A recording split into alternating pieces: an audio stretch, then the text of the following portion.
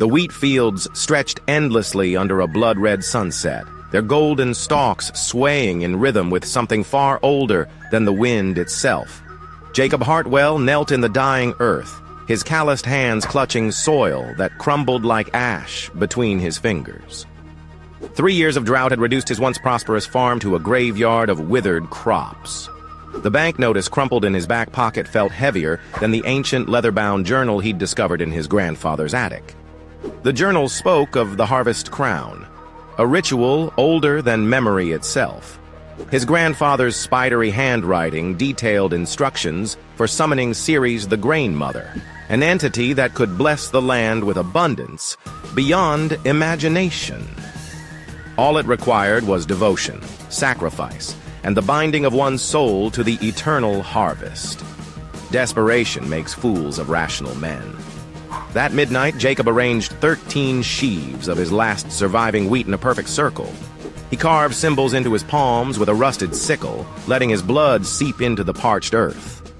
The ancient words felt foreign on his tongue, yet somehow familiar, as if his ancestors had whispered them through his bloodline. The air grew thick and sweet, like fermenting grain. The ground beneath his knees began to pulse with a heartbeat that wasn't his own. Then she appeared.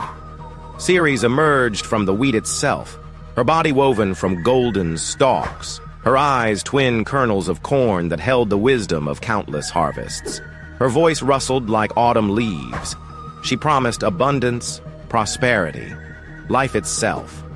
All she asked in return was his eternal service. Jacob agreed without hesitation. The transformation began immediately. His skin hardened into bark-like ridges. His hair sprouted into wheat fronds. His bones hollowed like grain stalks. But the horror wasn't in becoming something inhuman. It was in understanding that he'd never been human at all. The memories flooded back. Every generation, one Hartwell was chosen. Every generation, one became the vessel. His grandfather, his great-grandfather, stretching back centuries. They hadn't died. They had simply returned to their true form. Jacob tried to scream, but only the whisper of wind through grain escaped his throat. He was rooted now, part of the endless field, watching helplessly as his nephew approached the farmhouse, carrying his own family's financial troubles and that same leather journal. The cycle would continue. The harvest demanded its crown.